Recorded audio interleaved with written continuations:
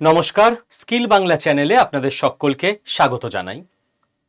দেখুন, শুরুটা হয়েছিল রাশিয়া ইউক্রেন ঝামেলা দিয়ে।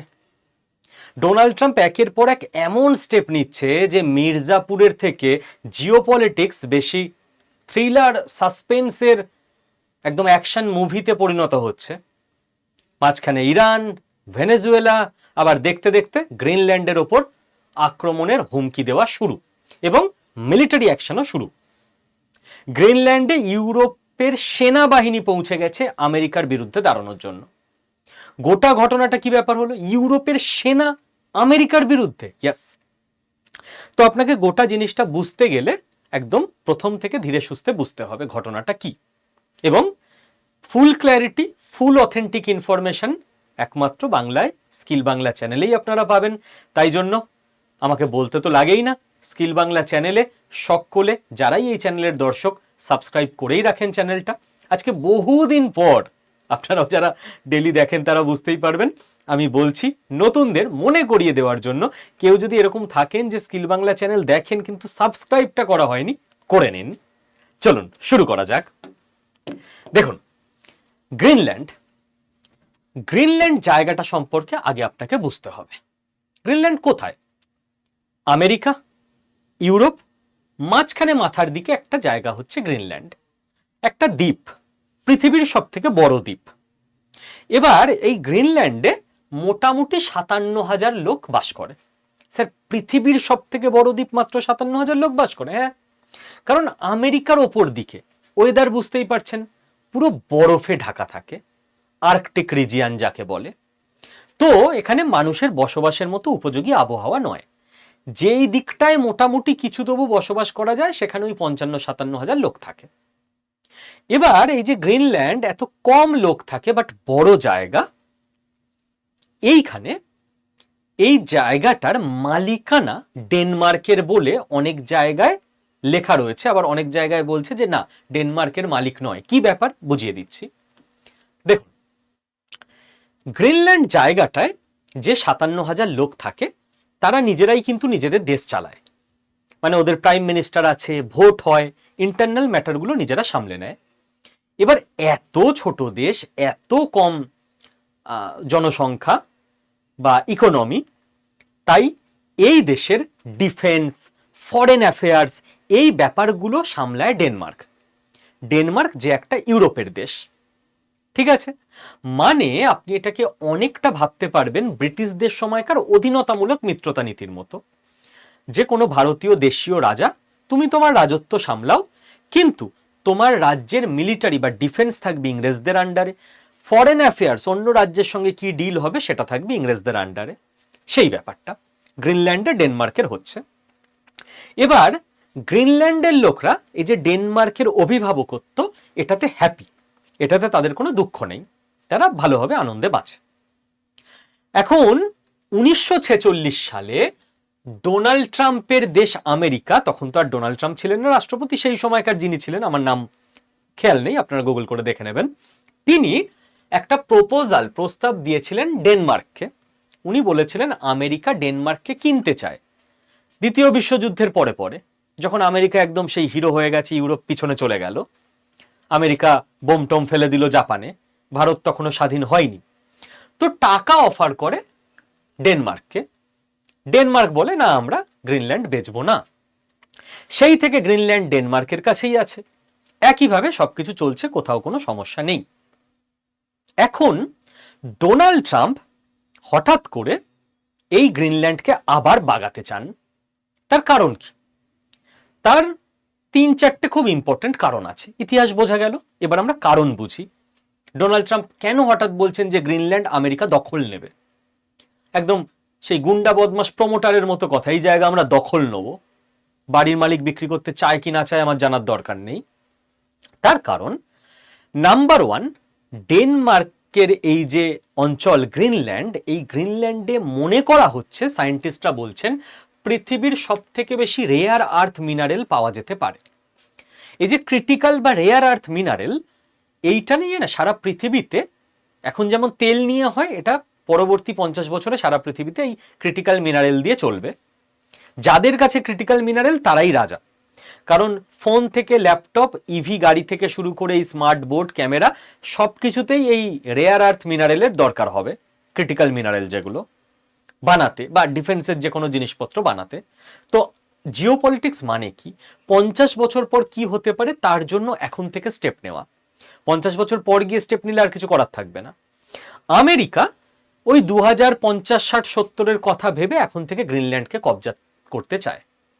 সেকেন্ড কথা, মনে করা হচ্ছে গ্রিনল্যান্ডে প্রায় $4.4 ট্রিলিয়ন এর এনার্জি রিসোর্সেস রয়েছে। হ্যাঁ, এবার সেই এনার্জি রিসোর্সগুলো তোলা খুব ঝামেলার ব্যাপার, হাই টেকনোলজি লাগবে। খেয়াল করে দেখুন, যখন গ্রিনল্যান্ড নিয়ে কোথাও কথা হচ্ছিল না, আমরা কিন্তু এই চ্যানেলে একটা শর্টস ভিডিও করে শর্টস সেগমেন্টে বলেছিলাম যে গ্রিনল্যান্ডে রাশিয়া নিজের অধিকার কন্ট্রোল নেওয়ার জন্য তাদের টিম পাঠিয়ে দিয়েছে, যারা ওখান থেকে এনার্জি রিসোর্সেস কি করে ড্রিল করে তোলা যায় তার গবেষণা শুরু করে দিয়েছে। যদি এই চ্যানেলটা ফলো করেন না, এই চ্যানেলে প্রত্যেকটা কথা এতটাই ভেবে রিসার্চ করে আমি বলি, যেটার সঙ্গে আপনি 3 থেকে 4 মাসের মধ্যে দেখবেন বড় কোনো যুদ্ধের যোগ পেয়ে যাবেন। যেই মুহূর্তে রাশিয়া গেছে এই এনার্জি রিসোর্সেস নিয়ে দখল করার স্বপ্ন নিয়ে রিসার্চ করতে, সঙ্গে সঙ্গে ইউএস রেডি, রাশিয়াকে তো জায়গা দেওয়া যাবে না। ডোনাল্ড ট্রাম্প সাংবাদিক বৈঠক করে কি বললেন? বললেন আমেরিকা যদি ইমিডিয়েট গ্রিনল্যান্ড দখল না নেয় তাহলে রাশিয়া এবং চীন, থার্ড কারণ এটা, গ্রিনল্যান্ড দখল নিয়ে নেবে। রাশিয়া চীন একসঙ্গে বলেছেন সাংবাদিক সম্মেলনে কদিন আগে। তো আমেরিকার মাথার ওপরে জাস্ট পাশে, ঘাড়ের কাছে রাশিয়া চীনকে আমরা প্রতিবেশী হিসেবে তো আসতে দেব না, তাহলে আমেরিকার সুরক্ষা বিঘ্নিত হয়ে যাবে। 4 নাম্বার কথা যেটা উনি সাংবাদিক সম্মেলনে বলেননি, এই আর্কটিক অঞ্চলে না জলবায়ু পরিবর্তনের ফলে বরফ গলছে, এই অঞ্চলটা তো বরফে ঢাকা থাকতো, তো যার ফলে গ্রিনল্যান্ডের পাশ দিয়ে নতুন সি রুট তৈরি হচ্ছে, যেখান দিয়ে প্রচুর জাহাজ যেতে পারে। জাহাজ যেতে পারে মানেই বিজনেস, আর জাহাজের রুটকে সুরক্ষিত রাখতেই হবে আপনার বিজনেস রুটকে সুরক্ষিত রাখতে। তো আমেরিকা ওখানে নিজের সেনা মোতায়েন করতে চায়, এবং যাতে কোনোভাবে রাশিয়া না চলে আসে, কারণ খেয়াল করে দেখুন আর্কটিক রিজিয়নের পাশেই কে রয়েছে? উল্টো দিকে রাশিয়া রয়েছে। এই 4টে মূল কারণের ওপর ডিপেন্ড করে আমেরিকা গ্রিনল্যান্ডকে নিয়ে নিতে চাইছে। স্যার কি করে নেবে? আমেরিকার কাছে একটা প্রথম প্রস্তাব রয়েছে যে এই যে 57,000 লোক রয়েছে, এদের প্রত্যেককে মোটামুটি $1 লাখ করে দিয়ে দেওয়া হবে, যে ভাই নাও বড় লোক তোমরা। আর কি করবে? মানে গ্রিনল্যান্ডের অধিবাসী থেকে কি হবে? আমেরিকার অধিবাসী হয়ে গেলে, বড় লোক হয়ে গেলে, লিভ লাইফ কিং সাইজ, দেশ আমরা কন্ট্রোল করব, তোমাদের তো কোনো চাপ নেই। বাট যদি এরা না মানে, কারণ গ্রিনল্যান্ডের লোকেরা মোটেই ইউএস এর নাগরিক হতে চায় না, ওরা নিজেদের দেশ নিয়ে হ্যাপি, তো ডোনাল্ড ট্রাম্প সাংবাদিক সম্মেলনে বলে দিলেন যে আমেরিকা হার্ড ওয়ে নেবে। হার্ড ওয়ে মানে আমেরিকা মিলিটারি অ্যাগ্রেশন করে গ্রিনল্যান্ডকে দখল করে নেবে। এই হলো ব্যাপার।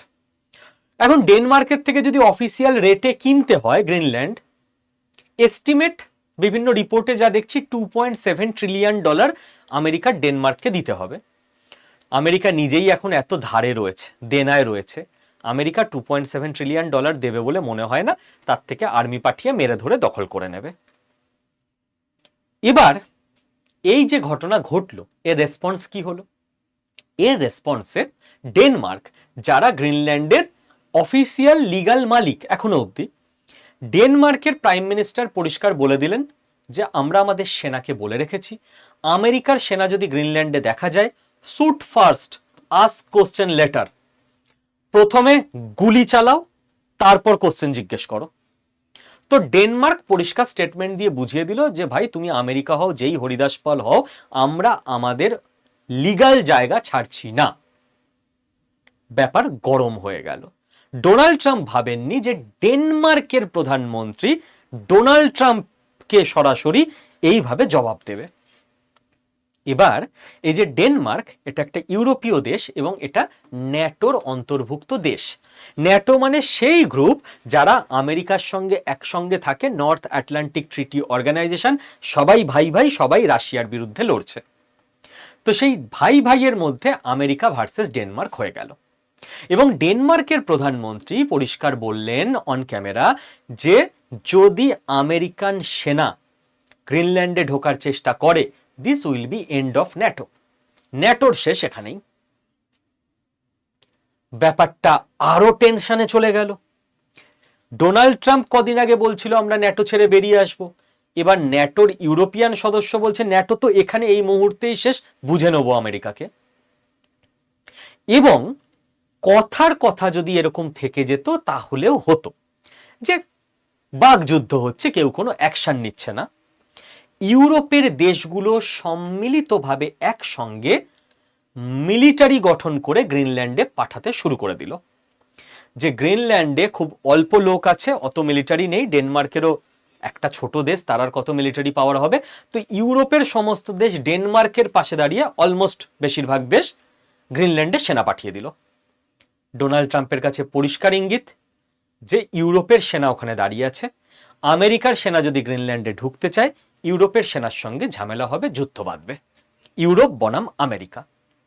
তাহলে এখনো অবধি এই প্রথম থেকে শুরু করে 1946 থেকে আপনারা আশা করি পুরো ঘটনাটা বুঝতে পারলেন।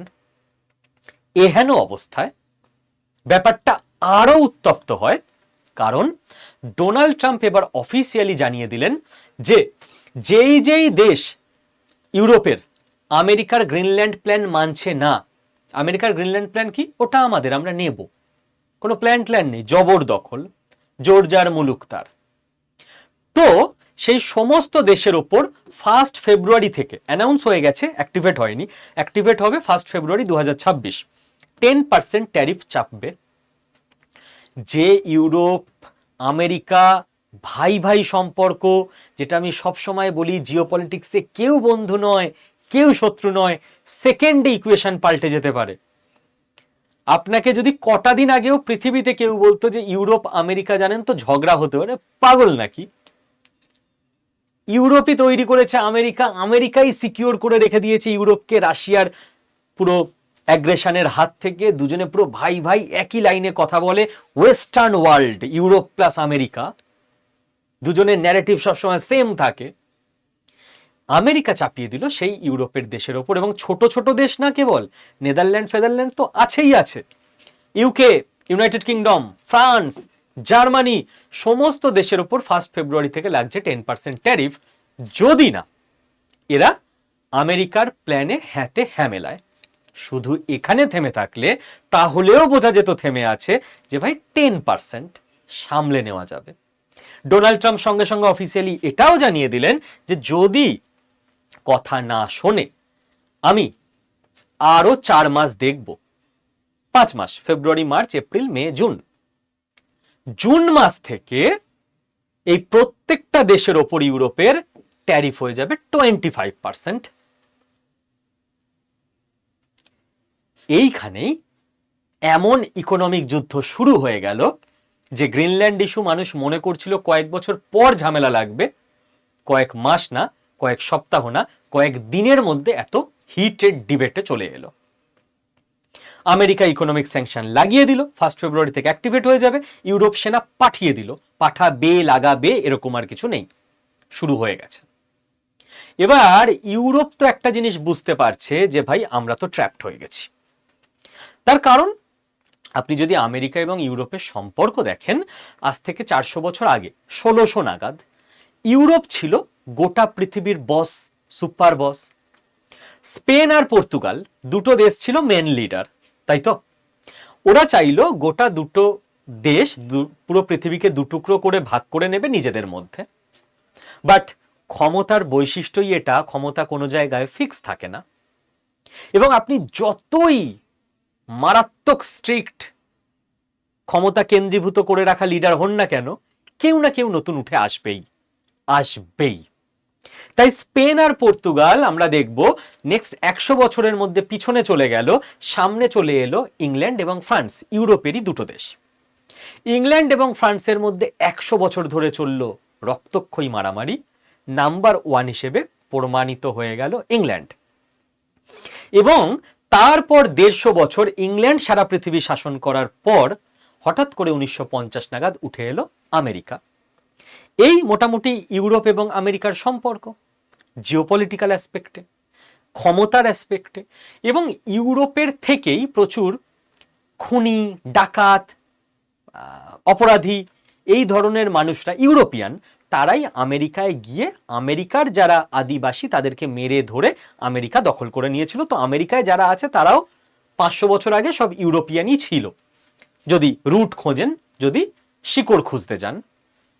তো যে ইউরোপ আমেরিকাকে তৈরি করেছিল, তারপর 1950 থেকে 2024 অব্দিও যে ইউরোপ আমেরিকা হাত ধরাধরি করে একসঙ্গে চলছিল ওয়েস্টার্ন ওয়ার্ল্ড হিসেবে, বাকি পৃথিবীকে দমিয়ে রেখে, 2025-এর লাস্ট থেকে 2026-এর শুরুতে এবার ইউরোপ ভার্সেস আমেরিকা হয়ে গেল।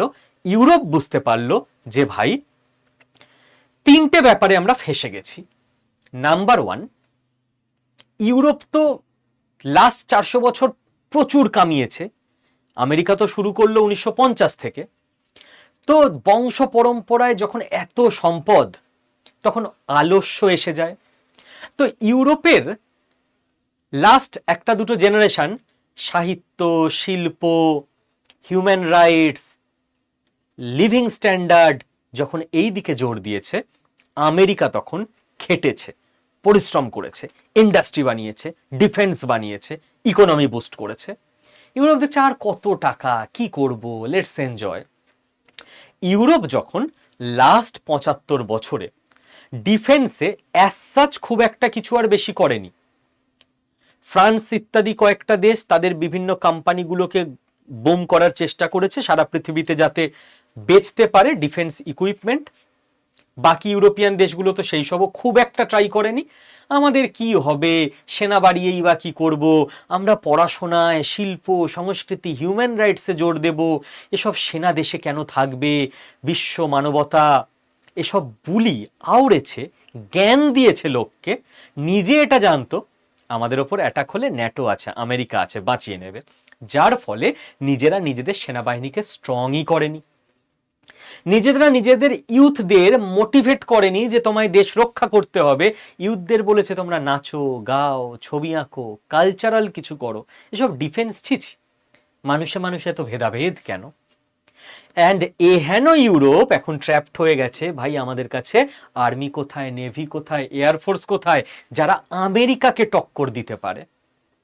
আছে ইউরোপের অনেক দেশের কাছে, জার্মানি, ইউকে, ফ্রান্স, বড় বড় দেশের কাছে আর্মি, নেভি, এয়ারফোর্স ইত্যাদি আছে, বাট আমেরিকাকে টক্কর দেওয়ার মতো পুরো ইউরোপ একসঙ্গে করে ফেললেও নেই।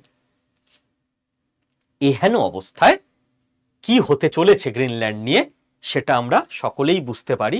গ্রিনল্যান্ড আজ না হোক কাল আমেরিকা দখল করবেই করবে, কারণ ইউরোপ কি করবে, ইউএনএ যাবে, একসঙ্গে কড়া বিবৃতি দেবে। ডোনাল্ড ট্রাম্প কেয়ার করে না, তাহলে ইউএন আমি পার্টি নই, ছেড়ে বেরিয়ে আসবো, যা কি করবি করে নে। মিলিটারিলি কিছু করতে পারবি, হার্ড পাওয়ার দিয়ে পারবি না, অতএব যৌথ বিবৃতি দে, নাকে কান্না কাজ, যা ইচ্ছা কর।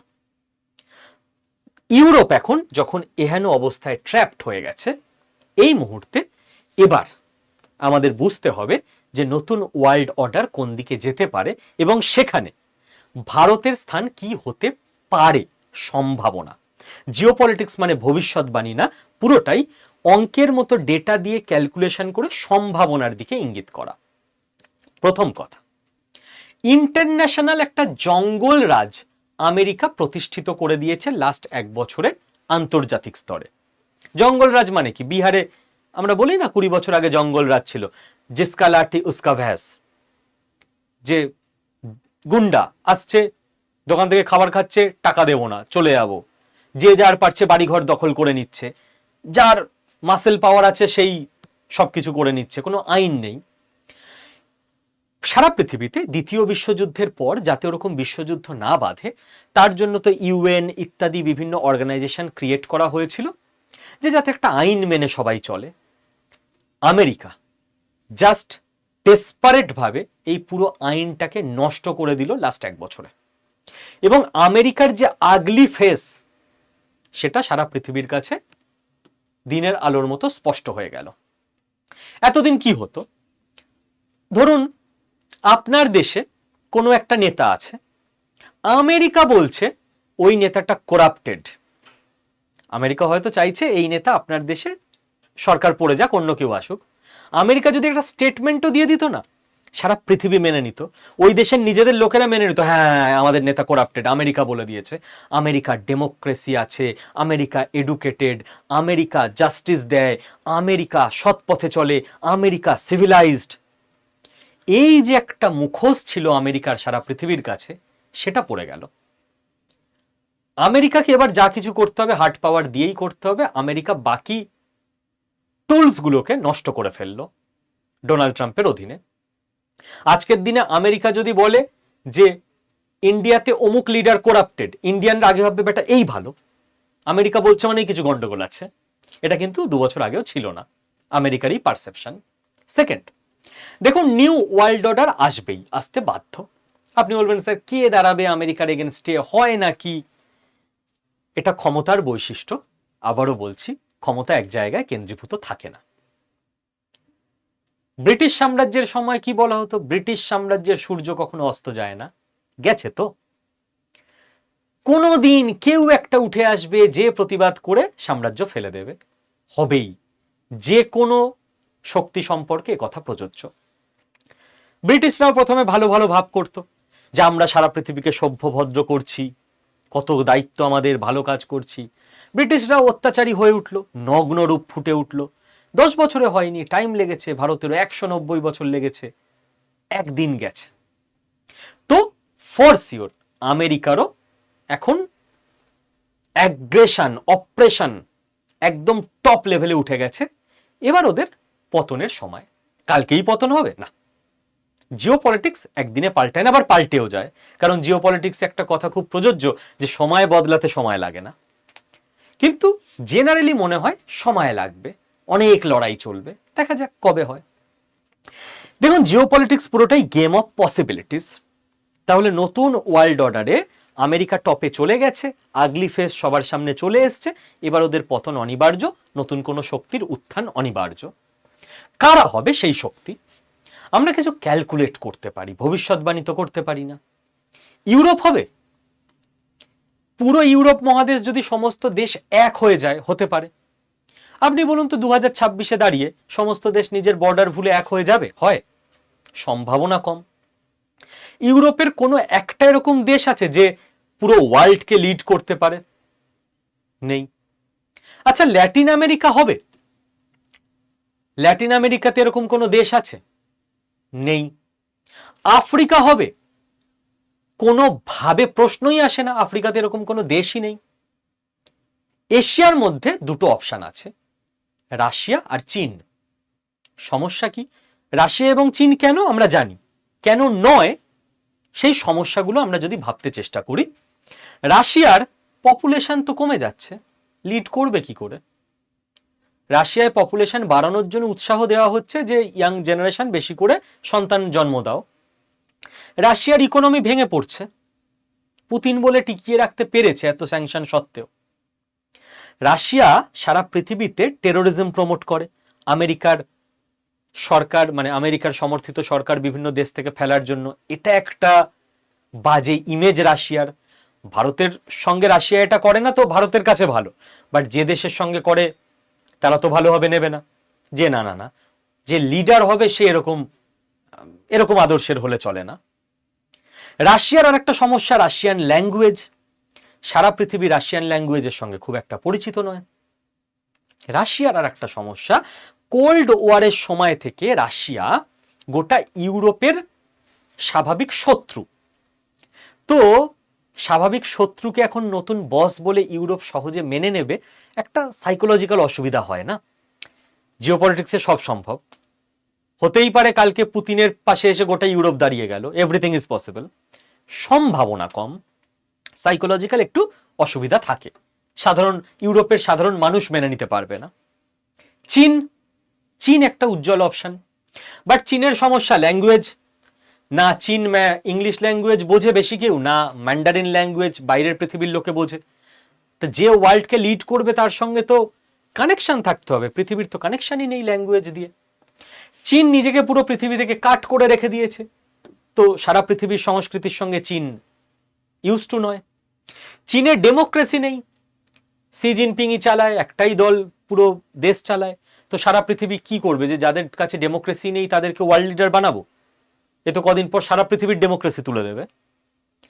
চীনের ট্রাস্ট ডেফিসিট রয়েছে, চীনকে ছোট দেশগুলো ভরসা করতে পারে না, কারণ চীন লাস্ট 20 বছরে নিজের আগলি ফেস দেখিয়ে ফেলেছে, যেটা আমেরিকা এখন দেখালো।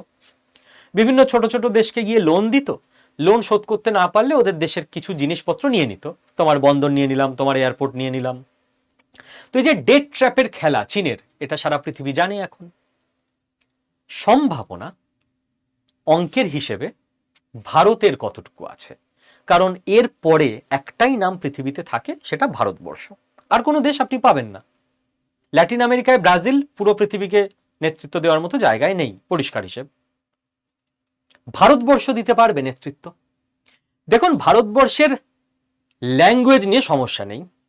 লাস্ট এতগুলো বছরে আমরা একটা কাজের কাজ করেছি, ইন্ডিয়ার প্রত্যেকে কম বেশি নতুন জেনারেশন ইংলিশ বোঝে না। ইংরাজিকে কেন আমরা পাত্তা দেব? দিতে বাধ্য। কুঁয়ার তুমি করে যুদ্ধ জেতা যায় না, পৃথিবী চালাতে গেলে ইংলিশ বুঝতে হবে। 500 বছর পর পৃথিবীতে অন্য কোনো ল্যাঙ্গুয়েজ দাপট দেখাতে পারে, তখনকার ব্যাপার। ইন্ডিয়ানরা এটা অ্যাডপ্ট করে নিয়েছে। পপুলেশন, ইন্ডিয়াতে পপুলেশনের অভাব নেই, নেক্সট 50 বছরেও খুব একটা কমবে না। তো আমাদের ওয়ার্ক ফোর্স আছে। ইমেজ দেখুন, আফ্রিকার এত দেশকে ইন্ডিয়া নিঃস্বার্থভাবে হেল্প করে গেছে লাস্ট এতগুলো বছর ধরে। কাকে অ্যাম্বুলেন্স দেওয়া, কাকে ভ্যাকসিন পাঠানো, এখনো করে যাচ্ছে। কাজে লাগে দেখেছেন তো কোন সময়, কেন আমাদের ডিপ্লোম্যাটরা করে যায়, কিন্তু আফ্রিকার কোনো দেশের ওপর আমরা গিয়ে কোনো অত্যাচার করিনি আজ অব্দি। তো আফ্রিকার কাছে ইন্ডিয়ার ইমেজ ভালো। গালফ কান্ট্রি, মুসলিম দুনিয়া, এদিকে পাকিস্তান, ওদিকে বাংলাদেশ, ওদিকে তুরস্ক, তিনটে ছাড়া ভারতকে অপোজ করে মারাত্মকভাবে এরকম কোনো ইসলামিক স্টেট নেই। দেখেছেন তো কেন বন্ধুত্ব রক্ষা করতে হয় আদর্শের গ্যাপ থাকলেও। ইউরোপে ভারতের ইমেজ 75 বছর আগেও ছিল। এখানে তো ওই গরিব মানুষ টানুষ ঘুরে টুরে বেড়ায়। কামাল করে দিয়েছে লাস্ট কিছু বছরে ভারতের লোকজন, ভারতের কন্টেন্ট ক্রিয়েটাররা। ইউরোপের কাছে ভারতের ইমেজ প্রচুর পাল্টে গেছে। ঋষি সুনক ভারতীয় বংশোদ্ভূত একজন, তার ইংল্যান্ডের প্রধানমন্ত্রী হওয়া, সবকিছুর ইম্প্যাক্ট আছে। তো ইমেজ তো ওকে। সমস্যা একটাই ভারতের, ইকোনমি অ্যান্ড ইকোসিস্টেম। চীনের ইকোনমি অনেকটা এগিয়ে ভারতের থেকে, ভারত সবে $4 ট্রিলিয়ন। এই মুহূর্তে নিউ ওয়ার্ল্ড অর্ডারের দখল পেতে ভারতকে প্রবলভাবে কাজ করতে হবে নিজের ইকোনমির ওপর এবং ইকোসিস্টেম তৈরি করতে। ইকোসিস্টেম মানে যেটা দেশে তৈরি হচ্ছে, বিজনেস ইকোসিস্টেম, যেটা দেশে ছিল না। কাজ চলছে, ব্যাংকিং সেক্টর দিয়ে আপনি বুঝবেন, ডিজিটাইজেশন দিয়ে আপনি বুঝবেন। আজ থেকে 20 বছর আগে আপনার পরিবারের কেউ, সে মনে করলো আমি এখানে একটা বিজনেস শুরু করব, আমার কোথায় কি অ্যাপ্লিকেশন করতে হবে ওটা বুঝতে তার 2 বছর লেগে যেত। আজকে যে কেউ 2 দিন বসবে, ফোন খুলে নেট রিচার্জ করে গুগলে ইন্ডিয়ান গভর্নমেন্টের এভরিথিং সে পেয়ে যাবে। 90% অ্যাপ্লিকেশনও অনলাইনে হয়ে যাবে। সব কি ভালো হয়ে গেছে ইন্ডিয়াতে? না, কাজ চলছে। তাতে আমার আপনার সবার অবদান দরকার, সবাইকে কন্ট্রিবিউট করতে হবে। বাট ইকোসিস্টেম তৈরি হচ্ছে ইন্ডিয়াতে, ইকোনমি বুম করতে শুরু করেছে। অনেক এগোতে হবে, অনেক পিছিয়ে আমরা। এই দুটো জায়গায় যদি আমরা কাজ করে দিতে পারি, কে বলতে পারে ভবিষ্যতের নিউ ওয়ার্ল্ড অর্ডারে বিশ্বগুরু ভারতই হবে। আমরা বস হতে চাই না কারো, আমরা বিশ্বগুরু হতে চাই, যারা বাকিদের পথ দেখাবে, জ্ঞানের পথ। গুরু কখনো বস হয় না, দুটোর মধ্যে পার্থক্য আছে। হ্যাঁ, আমাদের বাংলাদেশি ভাই বোনেরা এসে কমেন্ট করবে, আরে দিবা স্বপ্ন দেখছেন। তো একটু ক্যালকুলেশন দেখিয়ে দিই। খেয়াল করে দেখুন তো, আমেরিকা ট্যারিফ চাপানোর পরও ভারতের ইকোনমি ধসে পড়লো না, শেয়ার মার্কেট ধসে পড়লো না। কেন? কারণ ভারত নতুন বাজার খুঁজে পেয়ে গেছে এক্সপোর্ট করার জন্য। আচ্ছা, আমেরিকার সঙ্গে যে দেশের ইকোনমিক ওয়ার চলছে ডিরেক্ট, সেই দেশের জন্য নিজের মার্কেট খুলে দিল কারা? ইউরোপ। খেয়াল করে দেখুন ভারতের এক্সপোর্ট কোন কোন জায়গায় বেড়েছে। ইউরোপ আমেরিকার সঙ্গে ইনডিরেক্টলি পাঙ্গা নিয়ে নিল না ভারতকে হেল্প করে, ভারতের থেকে বেশি বেশি করে জিনিসপত্র কিনতে শুরু করে? কারণ ইউরোপ বুঝতে পারছিল আর আমেরিকাকে ভরসা করে থাকা যাবে না, তার পিছনে গিয়ে সবাই দাঁড়াবো যে আমেরিকার সঙ্গে চোখে চোখ রেখে লড়ছে। কিন্তু ভারত এতটা ক্যালকুলেটিভ, লড়তে গিয়ে যখন ক্ষমতা আসেনি তখনই ক্ষমতা দেখাচ্ছে না। আমেরিকার সঙ্গে চোখে চোখ রেখে লড়ছে কিন্তু ভদ্রতা বুঝিয়ে, স্টেপ বুঝে বুঝে। এখানে কন্ট্রোল খুব দরকার। আনকন্ট্রোলড হয়ে আমেরিকার সঙ্গে লাগতে গেলে হবে না, আর ভারত সেই ভুল একবারও করছে না। তো ইকোনমি অ্যান্ড ইকোসিস্টেম, এটা কাজ আমাদের। আর এই মিশনে আমি স্কিল বাংলার তরফ থেকে সম্পূর্ণভাবে লেগে আছি। স্কিল বাংলার মিশনে আমি বলবো, স্কিল বাংলার প্রত্যেক অডিয়েন্স আপনাদেরকেও যোগ দিতে হবে। আমি একা পারবো না, আমরা সবাই মিলে পারবো। স্কিল বাংলার মিশন কি? এমপ্লয়মেন্ট জেনারেট করা।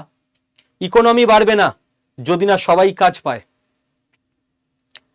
এমপ্লয়মেন্টের জন্য ভারতে এমপ্লয়মেন্ট কি স্যার নেই? আছে, একদম ভুল কথা। কেউ যদি বলে স্যার চাকরি নেই, চাকরি আছে। ভারতবর্ষের ইউথ, আমি তো বাঙালি ইউথদের কথা বলবো, তারা এমপ্লয়েবল নয়, মানে তারা চাকরি পাওয়ার মতো যোগ্য নয়। ডিগ্রি আছে, ডিগ্রি দিয়ে আজকের দিনে চাকরি পাওয়া যায় না। আজকের দিনে এমপ্লয়েবল হতে গেলে স্কিলড হতে হয়। তাই আমাদের চ্যানেলের নাম স্কিল বাংলা, যে আপনি কতটা কাজ জানেন এবং সেই স্কিলেরও লেভেল থাকতে হয়। খালি স্কিলের ডিগ্রি নিয়ে নিলে হয় না, কাজটা শিখতে হয়। ও স্যার কি বলছেন? আমি একটা সহজ উদাহরণ দিচ্ছি। দেখুন, আমি তো চাকরি নিয়ে ভাবি না, একদম ভাবি না। সরকারি চাকরি ছেড়ে এসেছি, প্রাইভেটে আড্ডা 24/7 চাকরি করি, টিচার হিসেবে অ্যাসোসিয়েট ডাইরেক্টর পদে রয়েছি। আমি তো প্রাইভেট চাকরি নিয়ে ভাবি না। আমি জানি আমার স্কিল থাকলে কাজের অভাব হবে না। ধরুন আমি রান্নার একটা স্কিল কোর্স করেছি, বিরিয়ানি রাঁধতে শিখেছি। যদি আমার টার্গেট আমাকে কেউ চাকরি দিন, আমাকে কেউ চাকরি দিন, আর কে চাকরি দেবে? চাকরি দেওয়ার জন্য কে বসে আছে? আমি যদি কোনো একটা স্কিল সেরা করে শিখে নিই, আমার চাকরির কোনোদিন অভাব হবে না। আমি তো এটাই বুঝি যে আমি যদি বিরিয়ানি রান্না করতে কোনো কোর্স করি, কারোর কাছে শিখি, ট্রেনিং নিই, আমার টার্গেট থাকবে পশ্চিমবঙ্গে বেস্ট বিরিয়ানি আমার হাত দিয়ে বেরোবে। কতটা মশলা, কতটা চাল, কত সেকেন্ড ফুটবে, কোন টেম্পারেচারে, এতটা ইনডেপথ লেভেলে আমার নলেজ এবং স্কিল থাকবে। স্যার তাহলে কি করবেন? কি করব? প্রাইভেট জব করব। আমি তো দাদা বৌদি থেকে শুরু করে ডি বা পি, যত বড় বড় বিরিয়ানির দোকান আছে, গিয়ে একটাই কথা বলবো, চাকরি দিন বলবো না। বলবো আমি ওয়েস্ট বেঙ্গলের বেস্ট বিরিয়ানি বানাই, যদি আমাকে না নেন, 1-2 সপ্তাহের মধ্যে আপনার কম্পিটিটর অন্য কেউ নেবে, 3 সপ্তাহ পর আপনার ঝাপ বন্ধ হয়ে যাবে। কারণ আমি যেখানে বিরিয়ানি বানাবো, বিরিয়ানি কাস্টমার সেখান থেকেই খাবে 3 সপ্তাহ পর থেকে। সারা পশ্চিমবঙ্গে কোন বিরিয়ানির দোকানের মালিক আছে যে বলবে নেব না, যাও? যদি কেউ বলে থাকে, তার ঝাপ বন্ধ হয়ে যাবে। এই কনফিডেন্সটা রাখতে হয়, এই স্কিলটা অর্জন করতে হয়, এই নলেজটা বানাতে হয়। দেখি কে না নেয়। ডিবাপি দাদা বৌদি থেকে শুরু করে এ ও সে টানাটানি করবে। আমি 25,000 দেবো, আমি 30,000 দেবো, আমি 35,000 দেবো, আমি 40,000 দেবো, আমার এখানে আসুন। আর যদি আমার স্কিল না থাকে, আমি 1000 জায়গায় অ্যাপ্লাই করলেও চাকরি পাবো না। সোজা হিসেব। এই হিসেবটা বুঝলে জব পেতে কষ্ট হয় না। এই হিসেবটা না বুঝলে জীবনে কেউ জব পাবেন না। যারা বাচ্চারা আছো তাদের বলছি, স্কিল বাংলার উদ্যোগ এমন ফিল্ড খুঁজে বের করা যেখানে প্রচুর জব আছে। কোন ফিল্ড হতে পারে? Government job. এ তো ভ্যাকেন্সিই কম, তাহলে এখানে সবাইকে আমি কি করে বলতে পারি জব পাইয়ে দিতে হেল্প করব? বিজনেস খুব ভালো জিনিস, কিন্তু দেখুন সবার বিজনেসের মেন্টালিটি থাকে না, যেটুকু পুঁজি বা জায়গা অভিজ্ঞতা দরকার হয় সবার থাকে না। তো অপশন একটাই পড়ে আছে, প্রাইভেট জব। তো স্কিল বাংলা হেল্প করবে প্রত্যেককে। আপনাদের বাড়ির কেউ যদি থাকে যে জব পায়নি, বেকার ছেলে বা মেয়ে, এইচএস পাস বা গ্র্যাজুয়েশন করে বসে আছে, দায়িত্ব নিয়ে বলছি চাকরি পেয়ে যাবে যদি ফলো করে চলে আজ থেকে। কি করতে হবে? সহজ করে বুঝুন তো আগে, চাকরি কোথায় হয়। কেউ আপনাকে একটা ভুল বুঝিয়ে দিল, চাকরি দিয়ে দেবো, আপনি চলে গেলেন। আগে বুঝুন চাকরি কোথায় হয়। কোনো যদি কোম্পানি থাকে, সে যে কোনো কোম্পানি হোক, যে কোনো কোম্পানিতে একটা এইচআর ডিপার্টমেন্ট থাকে, সেখানে চাকরি হয়, তার জন্য এইচআর ম্যানেজমেন্টে পড়াশোনা করতে হয়, ফ্রেশার্সরা পাবে না। যে কোনো কোম্পানিতে একটা অ্যাকাউন্টস ডিপার্টমেন্ট থাকে, যেখানে চাকরি হয়, এর জন্য অ্যাকাউন্টেন্সি নিয়ে পড়াশোনা করতে হয়, নর্মালরা পাবে না। যে কোনো কোম্পানিতে একটা টেকনিক্যাল ফিল্ড থাকে, আইটি ডিপার্টমেন্ট, যারা সফটওয়্যার ইঞ্জিনিয়ার বা টেকনিক্যাল ফিল্ড থেকে গেছে তারাই চাকরি পাবে, সবাই পাবে না। যে কোনো কোম্পানিতে ম্যানেজমেন্ট থাকে, যারা এমবিএ করে গেছে তারাই ম্যানেজারিয়াল পোস্টে চাকরি পাবে, সবাই পাবে না, বা যাদের এক্সপেরিয়েন্স আছে ম্যানেজমেন্টে। যে কোনো কোম্পানির একটা কোর জায়গা হয়, সেখানে লোকে চাকরি পাবে। কোর জায়গা মানে দাদা বৌদি বিরিয়ানি বিক্রি করে, তো বিরিয়ানির সেফ ওখানে চাকরি পাবে। আমাদের ইনস্টিটিউট স্টুডেন্টদের পড়ায়, তো টিচাররা এখানে চাকরি পাবে। শ্রীলেদার্স জুতো তৈরি করে, চামড়ার জিনিস তৈরি করে, তো যারা লেদার টেকনোলজি পড়েছে সেই কোর লোকেরা ওখানে চাকরি পাবে। প্রত্যেকটা বিজনেসের কোর জায়গা আছে। আপনি যদি কোনো কোর ফিল্ডে এক্সপার্টিজ না থাকে আপনার, তাহলে চাকরি পাবেন না? পাবেন। প্রত্যেকটা বিজনেসের একটা সেলস ডিপার্টমেন্ট আছে, প্রত্যেকটা কোম্পানির, আর সেখানে হিউজ ভ্যাকেন্সি থাকে দুটো কারণে। আপনি কোনো কোম্পানি মানে কি, সে কি করে? সে হয় কোনো জিনিস তৈরি করে বিক্রি করে, না হলে কোনো সার্ভিস বিক্রি করে। আলটিমেটলি পাবলিক যদি তাদের জিনিস বা সার্ভিস না নেয়, তাহলে তো তার কোম্পানি চলবেই না। তো যে কোনো কোম্পানির সব থেকে ইম্পর্টেন্ট ডিপার্টমেন্টটার নাম সেলস ডিপার্টমেন্ট। আর সেলসের ফিল্ডে এরকম হয় না যে সেলস শিখলে আপনি কেবল মেডিসিন কোম্পানিতেই চাকরি পাবেন, বা জুতোর কোম্পানিতেই চাকরি পাবেন, বা বিরিয়ানি কোম্পানিতেই চাকরি পাবেন। গাড়ি থেকে বাড়ি যে কোনো কোম্পানিতে চাকরি পেয়ে যাবে কেউ, কারোর যদি সেলসের স্কিল থাকে। এর জন্য তাকে কোনো প্রথাগত পড়াশোনা না করলেও হবে। এই জন্য এটাই হিউজ ভ্যাকেন্সি, কারণ প্রত্যেক কোম্পানি নেবে, এবং কোনো ফিল্ড স্পেসিফিক না। আপনি যে কোনো ফিল্ড থেকে ফিল্ডে সুইচ করতে পারবেন সেলসের স্কিল থাকলে। ও স্যার, সেলস তো স্যার টার্গেট বেস স্যার। তাহলে আপনি কি চান? আপনি চান আপনি কোনো দায়িত্ব নেবেন না, কাজ করবেন না, এমনি আপনাকে মাইনে দিতে হবে, তাই তো?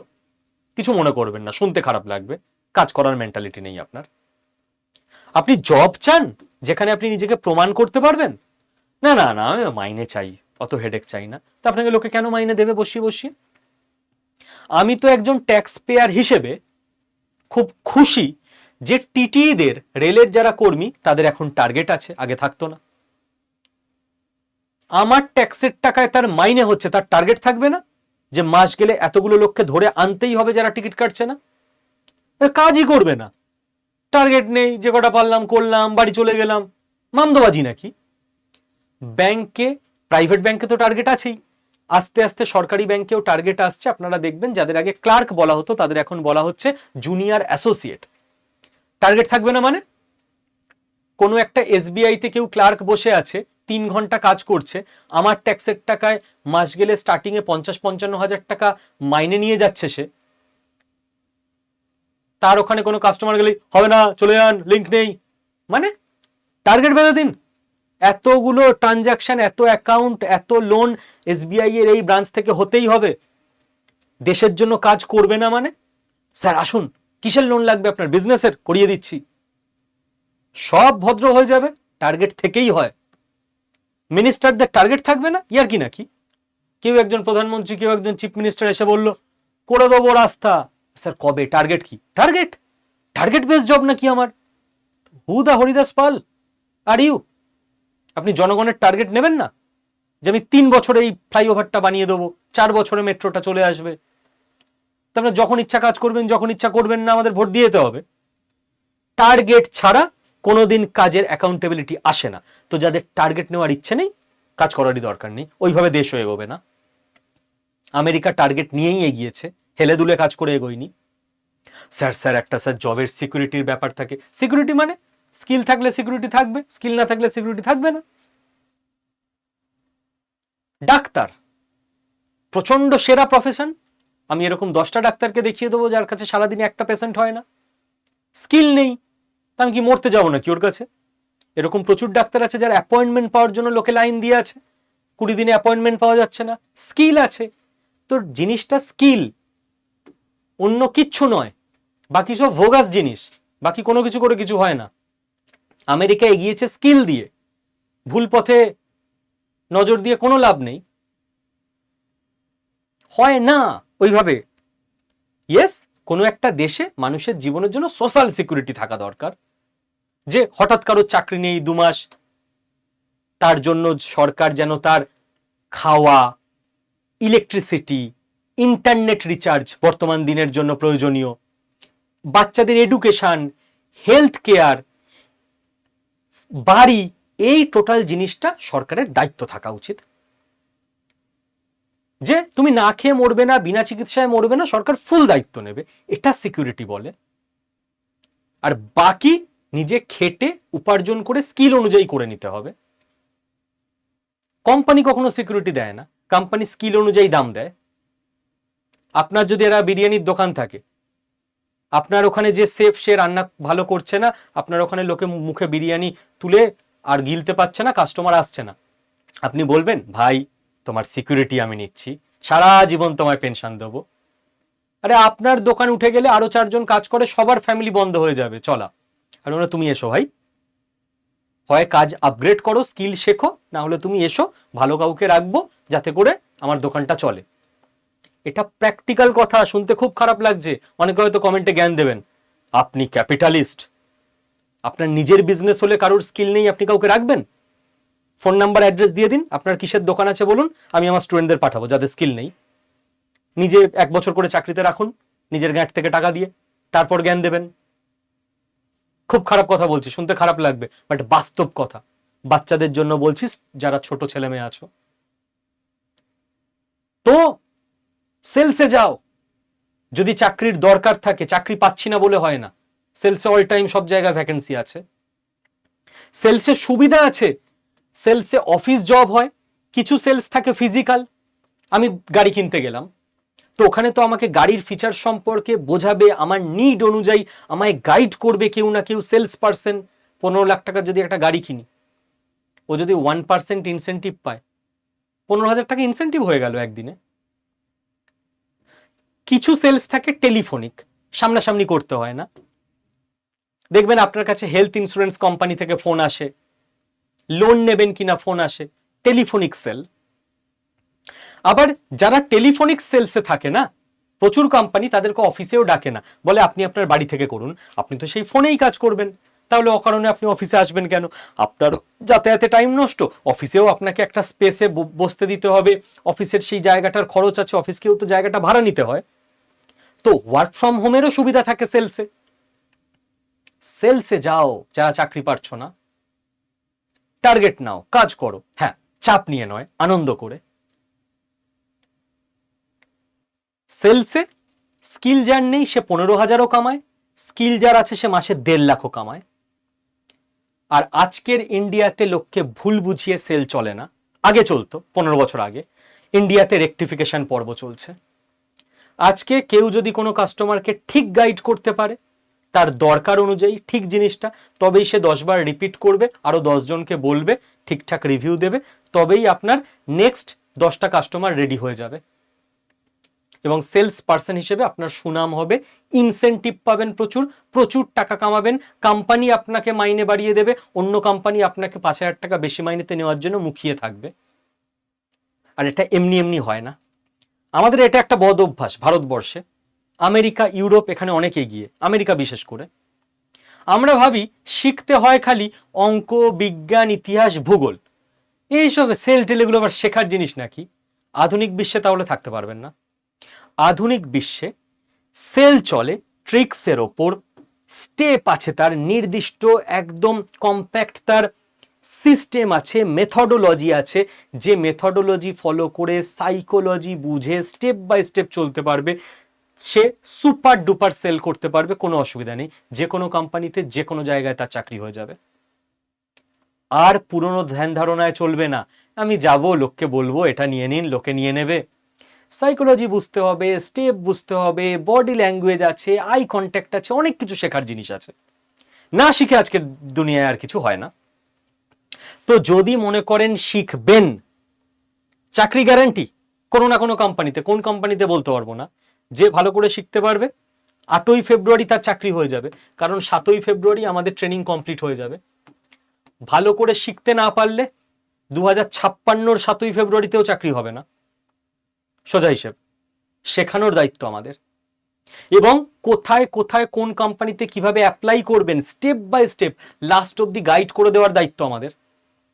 অনলাইনে বাড়িতে বসে শিখতে পারবেন, এই ট্রেনিং নিতে পারবেন, ল্যাপটপও লাগবে না, আপনার ফোন থেকে হয়ে যাবে। 23শে জানুয়ারি শুরু হচ্ছে আমাদের অনলাইন ট্রেনিং, মা সরস্বতীকে বন্দনা করে সরস্বতী পুজোর দিন। দ্রুত জয়েন করে যান বা জয়েন করে যাও। আপনাদের বাড়িতে বেকার ছেলে মেয়ে থাকলে তাদেরকে জয়েন করান আমার কথায়, স্কিল বাংলার ওপর ভরসা রেখে। বেশি দিন ওয়েট করতে হবে না, 8ই ফেব্রুয়ারি বলে দেবেন আপনার টাকা জলে গেছে না আপনার বাড়ির ছেলেটা বা মেয়েটা চাকরি পেয়েছে। দ্রুত ভর্তি হয়ে নিন বা ছেলে মেয়েকে ভর্তি করিয়ে দিন, কারণ ফিজ 5,000 টাকার ওপর চলে যাবে, এখন 5,000-এর মধ্যে আছে। স্যার 5,000? আপনার ছেলে বা মেয়ের সারা জীবনের পড়াশোনার জন্য কত লেগেছে? 5 লাখ। ক্লাস 1 থেকে কাউন্ট করুন, খাতা বই পেন থেকে স্কুলের ফিজ, প্রাইভেট টিউশনের টিচার। চাকরি পাওয়ার জন্য 5,000 টাকা ইনভেস্ট করতে পারবেন না ঠিক জায়গায়, ঠিকভাবে, আসল সময়, ফাইনাল মোমেন্টে। 8ই ফেব্রুয়ারি, 7ই ফেব্রুয়ারি কোর্স কমপ্লিট হয়ে যাবে। 15 দিনের ট্রেনিং প্রোগ্রাম, বেস্ট ফ্যাকাল্টি দিয়ে ইন্ডিয়ার। যদি করতে হয়, সিরিয়াস থাকেন বা বাচ্চারা থাকো, এই নাম্বারে কল করে নিন, এটা আমার পার্সোনাল টিমের নাম্বার। 23শে জানুয়ারির অনলাইন ট্রেনিং প্রোগ্রামে জয়েন করে যান। স্কিল বাংলা চ্যানেলে যারা আছেন তাদের সবাইকে সেলসের কোনো না কোনো ফিল্ডে তার জব হয়ে যাবে যদি শিখে নিতে পারেন ঠিক করে, এটুকু অ্যাসিওর করতে পারি। অল দ্য বেস্ট, ভালো থাকবেন প্রত্যেকে।